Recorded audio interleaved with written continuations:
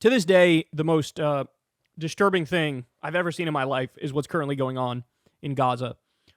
Just every horrific aspect of humanity is on full display, right? I don't know about you guys, but there was a time when I naively thought, even though I know human beings are still colossally flawed, even though we have massive issues, I really naively thought that, Nazi-level atrocities, largely a thing of the past, right? Like we've at least graduated beyond the most horrific base instincts, and that it's just not true.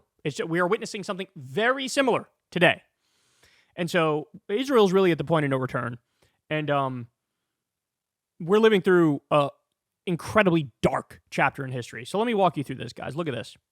Only 3% of Jewish Israelis are morally opposed to the Trump-Netanyahu plan to depopulate Gaza. That's ethnic cleansing. 14% consider it a distraction. More than 80% of Jewish Israelis support the forced removal of Arabs from Gaza. 80% in Israel are openly supporting ethnic cleansing, stealing land from the people who own it, who are supposed to have sovereignty. Only 3% are morally opposed. Could you imagine a poll coming out of the U.S.? Let's say Trump is actively deploying the military to steal Greenland, right? And they do a poll in the U.S., and only 3% of Americans say, yeah, I'm opposed to this. And 80% say, I love this. Could you honestly, and this is not to suck off America, because we have massive problems in our own respect, and in some ways are just as bad. We're arming and funding the genocide in Gaza. But the polls I've seen are anywhere from 26% to 33% of Americans say, I support stealing Greenland. That's still way too high, but it ain't no fucking 80% now, is it? Only 3% are opposed. Guys, this is at the same time. How many hospitals have we seen bombed? How many schools have we seen bombed? How many kids have we seen murdered? And only 3% are morally opposed to depopulating Gaza, which is just a PC way of saying ethnically cleanse the area and steal it. Point of no return. In fact, they're already gone, bro. They're already gone. So we just got this. Palestinian journalist Mohammed Saleh al-Bardawal, his wife, and their 3 children have been killed in an Israeli airstrike on their home in Khan Yunis. Al-Bardawi was a broadcaster for Al-Aqsa Radio, a major Palestinian media outlet that provides news, religious programming, and political content. The station has been repeatedly targeted by Israeli airstrikes. His killing follows a pattern of Israeli attacks on Palestinian journalists, many of whom have been targeted in their homes alongside their families. Every single day, you get another story about kids being killed, or journalists being killed, or the starvation campaign being ramped up. So on the journalist front, look at this. The number of journalists and media workers killed per war. The Gaza war is number 1 in history by a mile. In fact, Israel has killed more journalists than World War I and World War II combined. And in fact, they've killed more journalists than World War I and World War II and the war in Afghanistan combined. You want to know why, guys? They are purposely targeting journalists. They don't allow in foreign journalists into Gaza, so it's Palestinians who are in Gaza who have to get the word out, and Israel doesn't want them getting the word out of the atrocities that they're inflicting on them. And so they purposely kill journalists. It's been going on. How many examples have we already covered on this show? There was an Al Jazeera journalist who was murked, right? We have the fucking video of the aftermath of it. And again, 232. I believe that's the number, 232. Unbelievable. Unfucking believable. Israeli troops killed 15 Palestinian medics and buried them in a mass grave, the UN says. So they killed the paramedics, put them in bulldozed them, and put them in a mass grave. They were effectively trying to hide the fact that they just massacred 15 Palestinian medics. So understand, there is nowhere safe in Gaza, and there is nobody safe in Gaza. It doesn't matter. It doesn't matter if you're a paramedic, doesn't matter if you're a nurse, doesn't matter if you're a doctor, doesn't matter if you're a teacher, doesn't matter if you're a journalist, doesn't matter if you're the average Joe or average Jane. None of it matters. They view you as guilty. They view you as equal to not only Hamas, but the Hamas people who killed them on October 7th. That's why you hear all these flat-out genocidal quotes from top Israeli government officials, where Benjamin Netanyahu is citing Amalek from the Bible, where kill their women, kill their children, kill their animals, right? You have Yoav Gallant saying these are human animals and we're going to treat them as such. We're going to do a total siege. No food, no fuel, no water, no electricity. How many, there's, people say this all the time on Twitter that like, if you click translate on a Hebrew tweet, it's a law of nature that it will sound like a passage in Mein Kampf. And I have to say, that is my experience. That is my experience. That sounds crazy, but then you look at the numbers and only 3% say they're against ethnic cleansing. It's like, oh, yeah, it makes sense, right? Ready for this? So the food situation in Gaza is, it's been engineered to starve them. Now, at times, they've done the total siege, no food, no fuel, no water, no electricity. But then with international pressure and some temporary pauses in the genocide, the international community was able to get in a certain amount of food and water. Well, now Israel decided we're not fucking around anymore.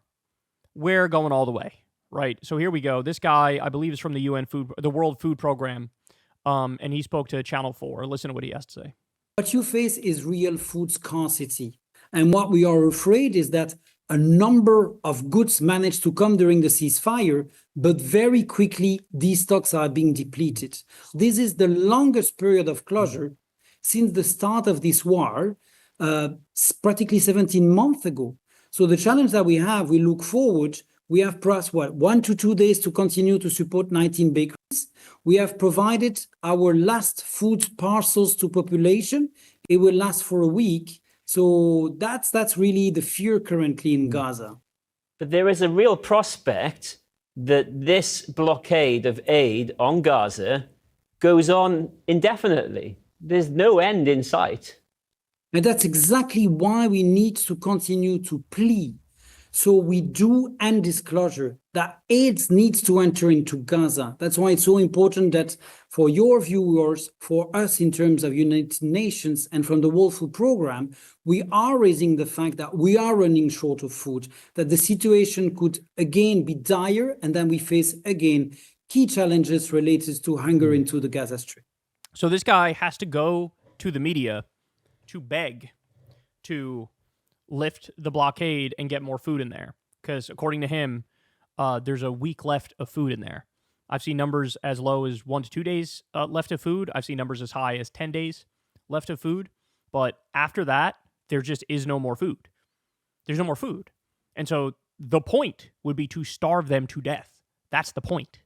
Whose mind are you going to change? Because President Trump has given Israel his full support. There's no sign at all that he's going to change his mind. What happens then?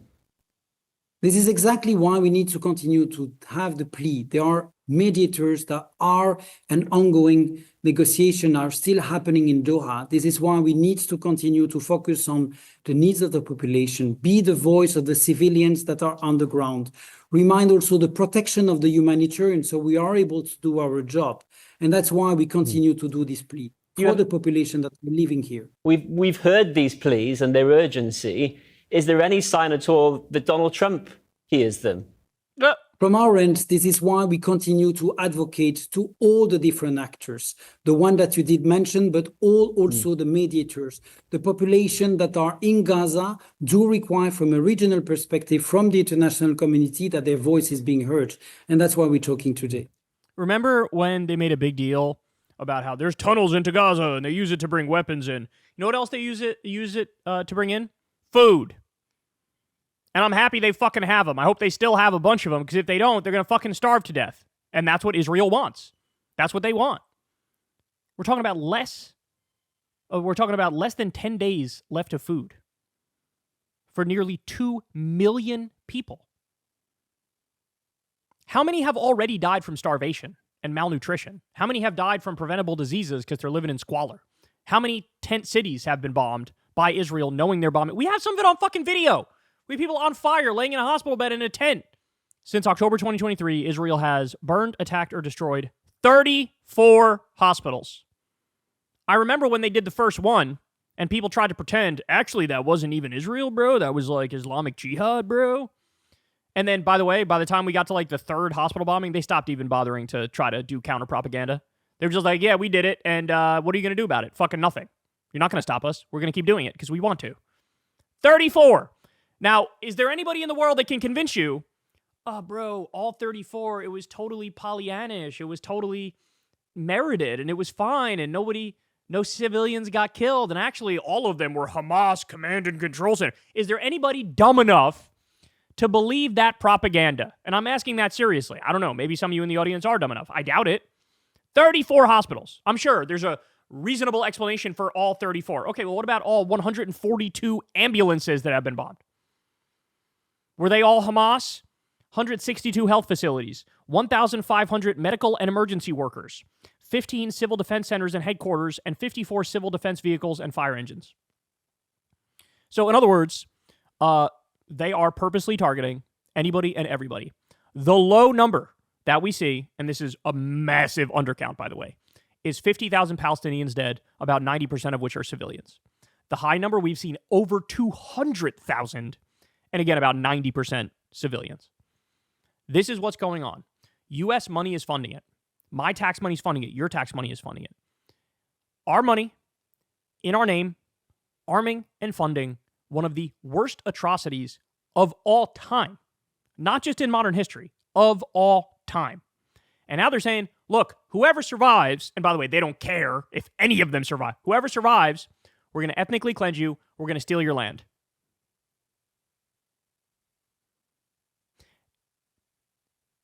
The world needs to get together, and they need to say, Israel and the U.S., you're done. And this will inflict a tremendous amount of economic pain on the people that live in the U.S. But the fact of the matter is, there is no negotiating with this. If you can see all this evidence, see all the devastation, see all the brutality, see all the murder, see all the terrorism, and you go, more!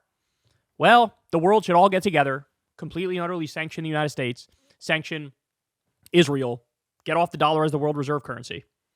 I mean, that's what you need to do. That's what you need to do. Because it's very clear the United States is not interested in fixing this, solving this, caring about humanitarian law and international law and justice and rights. And so, for a long time, what have I told you guys?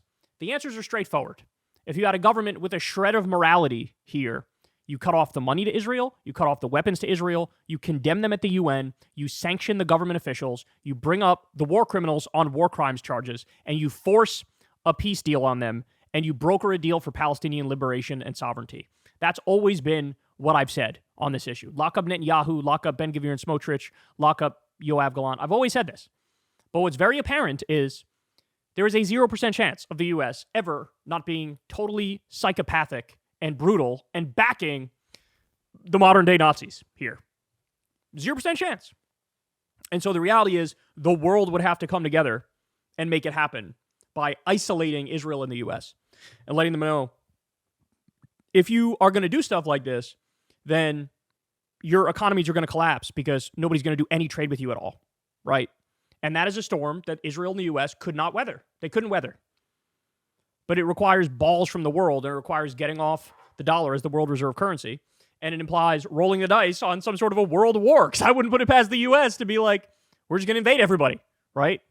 So, but to just sit by passively and watch this is just unacceptable. Unacceptable. Not only have they reached the point of no return, they are way past the point of no return. Because if you can justify and rationalize, somebody said this the other day, there's no different words you can string together in a sentence to convey to me that it's okay to murder this many children. You just can't do it. You just can't do it. Doesn't matter how deep the Hasbara goes and the propaganda and the lies and the rationalizations and the justifications. There's nothing you can do to brainwash me enough to look at this and go, yeah, this is fine. This is a reasonable policy. Fuck off forever. Hey, y'all, do me a favor and like and subscribe. It helps out big time in the algorithm.